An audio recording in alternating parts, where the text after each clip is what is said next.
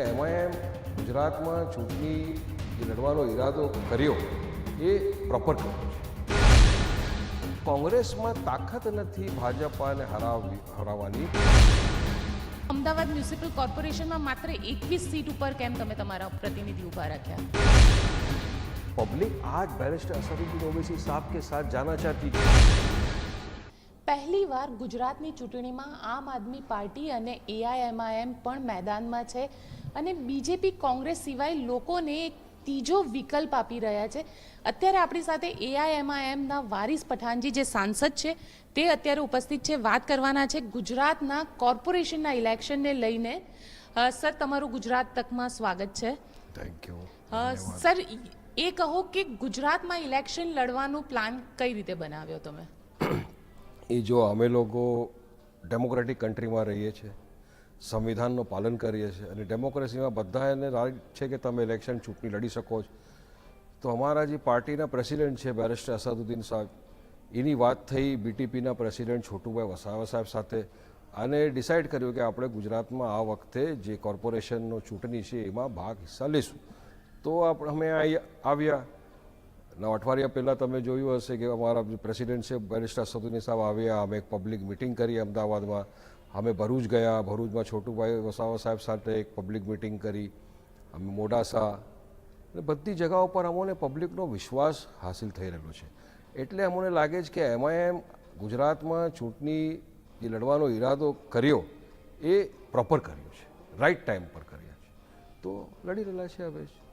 પણ તમારું જે પાર્ટી આવી છે, તમને લાગે છે કે જે રીતે કોંગ્રેસ આરોપ લગાડી રહી છે કે આ બીજેપીની બી ટીમ છે અને ખાસ કરીને એવા જ વિસ્તારની અંદર તમે પોતાના ઉમેદવારને ઊભા રાખ્યા છે કે જ્યાં આગળ લઘુમતી વિસ્તાર છે અને તે કોંગ્રેસની ગઢ ગણવામાં આવે છે? એટલે કોંગ્રેસનો જે એ આરોપ છે એ એકદમ બેબુનિયાદ આરોપ છે. હું તમને કહું, 30 વર્ષથી ભાજપા અહીંયા સત્તામાં છે. અમે તો નહીં લડ્યા ચૂંટણી, અહીંયા કોંગ્રેસ હતી એની સાથે. 15 વર્ષ સુધી એ બીજેપી કોર્પોરેશનમાં છે, અમે નહીં લડ્યા. તો કોંગ્રેસમાં તાકાત નથી ભાજપાને હરાવવાની, એટલે એ લોકો અમારા ઉપર ઇલ્ઝામ લગાવ્યા છે. તો તમે જો કહો અમને B team, C team, D team, પણ અમે લડીશું ચુનાવ. હવે અમે લોકો એક વિકલ્પ, એક ઓપ્શન તરીકે અહીંયા આવ્યા છે. આ સુધી તમને જોયું હશે કે જે ઇલેક્શનના દિવસ જે લોકો વોટ ડાલવા જઈએ છે એને પાસે બે જ બટન દેખાવતા હતા, એક ભાજપા, કોંગ્રેસ. અત્યારે એ લોકો પાસે એક ઓપ્શન છે એમઆઈએમ, અને અમારી માટે પબ્લિક પૂરા હિન્દુસ્તાનની પબ્લિક અમારી સાથે છે. તમે રિસન્ટલી આપને દેખા. લેકિન એક સીધા સવાલ હે, તમે એમ કહી રહ્યા છો કે આખા હિન્દુસ્તાનની પબ્લિક તમારી સાથે છે, તો અમદાવાદ મ્યુનિસિપલ કોર્પોરેશનમાં માત્ર 21 સીટ ઉપર કેમ તમે તમારા પ્રતિનિધિ ઊભા રાખ્યા? फर्स्ट टाइम लड़ रहे हैं तो फर्स्ट टाइम चुनाव लड़ने के लिए वक्त भी कम है. तो पार्टी ने ऐसा डिसाइड किया कि इस टाइम 21 कैंडिडेट्स यहाँ पे लड़ाएंगे. हम भरूच में छोटूभाई वसावा साहब के साथ में वहाँ पे कैंडिडेट साथ में मिलकर लड़ा रहे हैं. गोधरा में लड़ रहे हैं हम लोग मोडासा में लड़ रहे हैं चुनाव. तो इस पर पार्टी ने जो फैसला किया है सोच समझ के कि हमको इतनी जगह पे इतनी सीटों पे लड़ना है. अभी तो शुरुआत है. आज हम एक बीज बोएंगे, कल फल उगेगा. तो आने वाले जो लोग हैं जिनको इतने बरसों से एक सिर्फ वोट बैंक की तरह इस्तेमाल किया, उनका काम नहीं किया, तो उनको आगे आगे दिखेगा कि तरक्की क्या होती है, किस तरह से सरकार से काम लिया जाता है, किस तरह से लोगों के विश्वास के ऊपर खरा उतरा जाता है. तो लड़ेंगे आगे, और भी वक्त बहुत है. तो पार्टी ने फैसला किया इतना लड़ेंगे और इंशाल्लाह हमको कामयाबी मिलेगी इतनी सीटों पर भी. लेकिन एक चीज़ आपको पूछना चाहते हैं कि 2002 के बाद का जो गुजरात का माहौल है, और उस माहौल में आपको लगता है कि गुजरात के लोग एआईएमआईएम पे भरोसा करके वोट देंगे? देखिए, बिल्कुल देंगे. आपने फिलहाल देखा होगा कि हम महाराष्ट्र के अंदर चुनाव लड़े, जैसे मैं जीता, इम्तियाज़ जलील जीते, उसके बाद में एमपी बने इम्तियाज़ जलील साहब, वहाँ से चुनाव लड़के. रिसेंटली आपने देखा बिहार के अंदर हम सिर्फ सीमांचल की एक जगह से लड़े, जहाँ से हमारे 5 एमएलए जीत कर आए. तो पब्लिक के पास अब तक ऑप्शन नहीं था. कांग्रेस थी, कांग्रेस बस सत्ता सोचती थी कि नहीं ये हमारा ही वोट बैंक है, हमको ही वोट दो, वोट को हमारा जागीर समझ लिया था, मगर लोगों के लिए कुछ काम नहीं किया. आज बिहार का एग्जाम्पल आपके सामने, महाराष्ट्र का एग्जाम्पल आपके सामने, और हैदराबाद जीएचएमसी का जो चुनाव हुआ था उसमें हमारी पार्टी के 51 कैंडिडेट्स थे, 47 जीत कर आए, 87% स्ट्राइक रेट आए. किसी पार्टी का नहीं होता ये. तो पब्लिक आज बैरिस्टर असदुद्दीन ओवैसी साहब के साथ जाना चाहती है, क्योंकि आज अगर कोई इंसान संविधान को बचाने की बात करता है वो असद ओवैसी है. संविधान को प्रोटेक्शन की बात करता है असद ओवैसी है, पूरी तरह डेमोक्रेसी में रहकर अपने राइट्स का जो यूज़ करता है असद ओवैसी, और पूरे माइनॉरिटीज़, मैं बताऊंगा आपको, दलित्स, आदिवासी, ट्राइबल्स, मुस्लिम्स, जितने भी वंचित है, सबको ऐसा लगता है कि आज बैरिस्टर असदुद्दीन ओवैसी एक ऐसा वाहिद शख्स है जो हमारे हक के लिए लड़ता है और हमारे आने वाले फ्यूचर के लिए ये शख्स प्रॉपर है, हमको इसका साथ देना चाहिए। ये एक लोगों की मानसिकता है और पूरे देश भर में हम लोग जा रहे हैं, देख रहे हैं, हर तरफ यही है। लेकिन इसीलिए तो बिहार के लिए साक्षी महाराज ने ये कहा था कि AIMIM आगे बढ़े, हम उनके साथ हैं।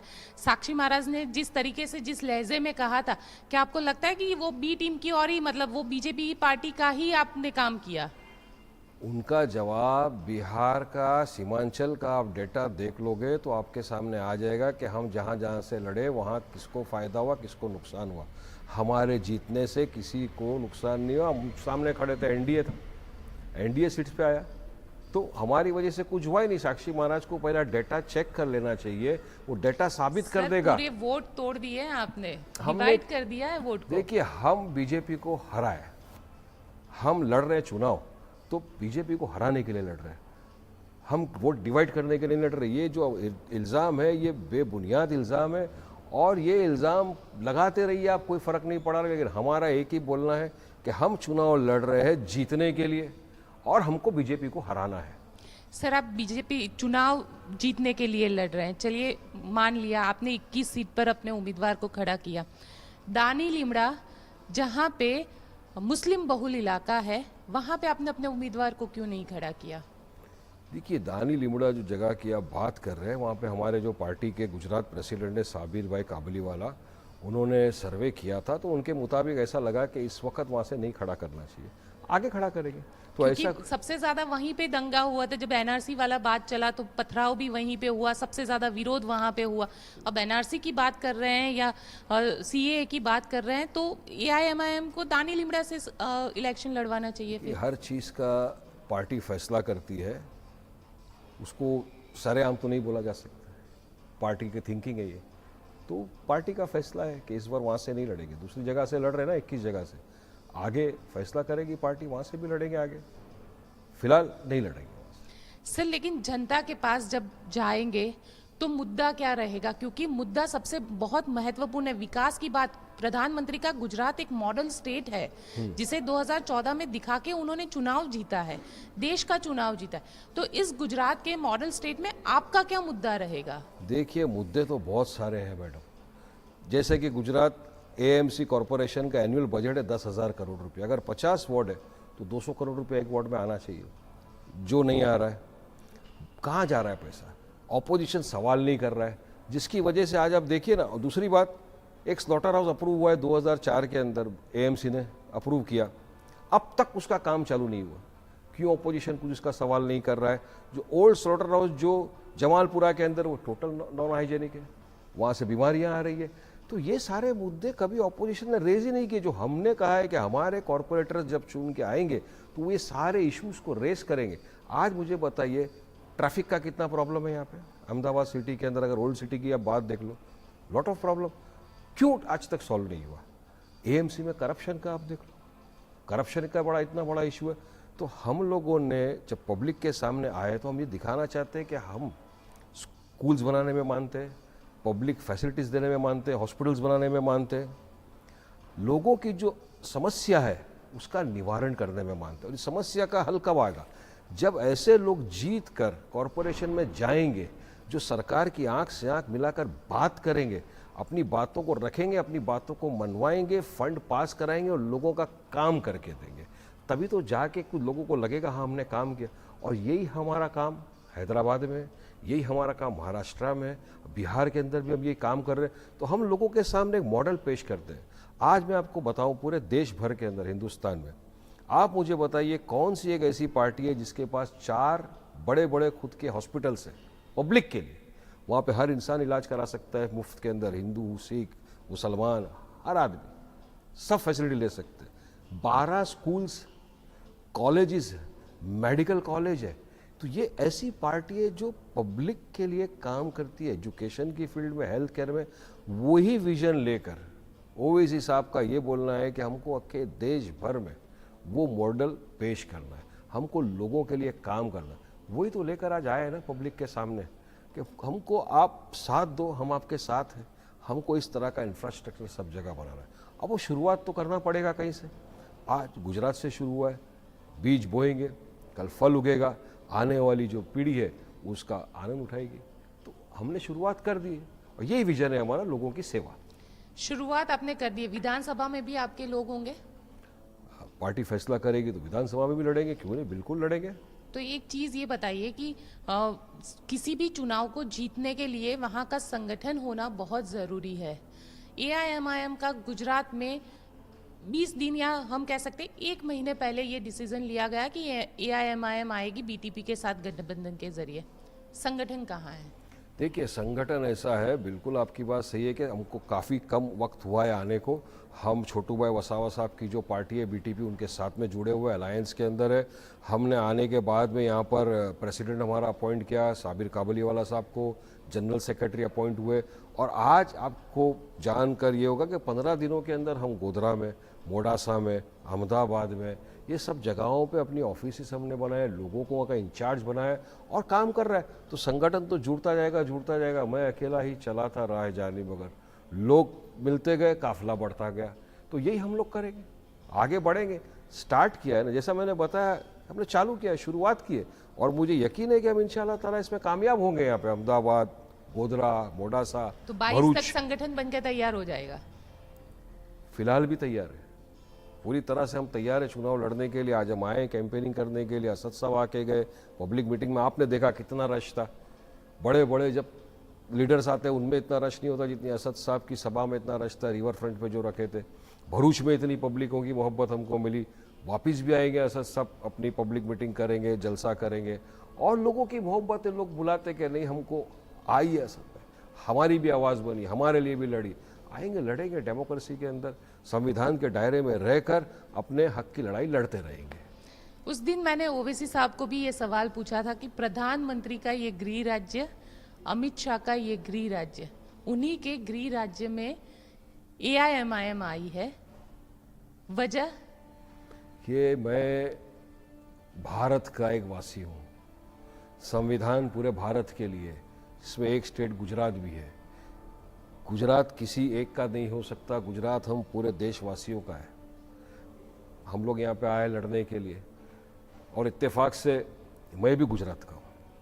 आपको હું પણ ગુજરાતનું પોતે છું, મારા પેરેન્ટ્સ ખંભાતના હતા, પણ હું બોર્ન એન્ડ બ્રોટ અપ મુંબઈમાં થયો એટલે આપણી ગુજરાતી પણ એટલી પ્રોપર નહીં, પણ હું ગુજરાતનો છું એટલે તમે કહી શકો છો તમે પણ ગુજરાતના છો તો તમે ગુજરાતથી લડી રહેલા છો, પણ નહીં, હું પોતે એક ભારતીય છું પહેલાં, એને મને ગર્વ છે ભારતીય પરવાનો અને સંવિધાનની રાખું જ વાત। સંવિધાનમાં રહીને સંવિધાને જે મારા અધિકાર આપ્યો છે એ અધિકારથી અમે લોકો અહીંયા આવ્યા છે અને ડેમોક્રેટિક કન્ટ્રી છે ચુનાવ લડવામાં। જેટલો અધિકાર મોદી અમિત શાહે છે વાત રખવાના, એટલો જ અધિકાર સંવિધાને વારિસ પઠાણને પણ આપ્યો છે। હું પણ મારી વાત રખી શકું છું, એટલો અધિકાર મને પણ છે। પણ લાગશે કે મોદી અને અમિત શાહના ગૃહ રાજ્ય ગુજરાતની અંદર એઆઈએમઆઈએમ ને ટિકિટ મળશે, જીતશે ઇલેક્શન? ઇન્શાલ્લાહ તમે જોજો, રિઝલ્ટ આવશે, રિઝલ્ટ તમારી સામે હશે અને મને ખાતરી છે, યકીન છે, ઉમ્મીદ છે અને ઇન્શાલ્લાહ અમે લોકો ગુજરાતમાં જીતીશું। તમારી સામે રિઝલ્ટ આવશે, ભારી માર્જિનથી અમારા કેન્ડિડેટો ગુજરાતમાં જીતશે। પણ એવું કેમ છે કે તમારા ઘણા કેન્ડિડેટ એવા છે જેને કોંગ્રેસે ટિકિટ ના આપી એટલે એઆઈએમઆઈએમ માં જોડાઈ ગયા?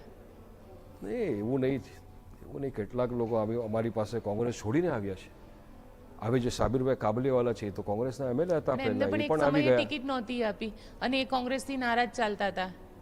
એ તો કોંગ્રેસથી નારાજ તો દેશ છે, તો બધા આવી રહેલા છે એમઆઈએમ પાસે, અમારી પાસે બધા લોકોએ કોન્ટેક્ટ કરેલા છે, બધાએ આ અવાજ, અમારું દિલ ઓપન છે, આવો, અમારું દિલ બહુ મોટું છે, આપણા ભારત દેશ જેવો મોટો અમારો હૃદય છે, આવો તમે, અમે તમારા સાથે મળીને કામ કરીશું, અમે ભારતને મજબૂત કરીશું, અમે સંવિધાનને મજબૂત કરીશું અને સંવિધાનના દાયરામાં રહીને આપણી વાત રાખીશું અને આપણા હકની લડાઈ લડીશું। ચલો, આ હતા વારિસ પઠાણજી, જેમને કીધું કે આ વખતે જે કોર્પોરેશનનું ઇલેક્શન છે તેમાં એઆઈએમઆઈએમને ચોક્કસથી જીત મળશે। આપને અમારો આ રિપોર્ટ કેવો લાગ્યો તે અમને કોમેન્ટ બોક્સમાં જઈને જરૂર કહેજો અને અમારી ચેનલ ગુજરાત તકને સબસ્ક્રાઇબ કરવાનું ભૂલશો નહીં.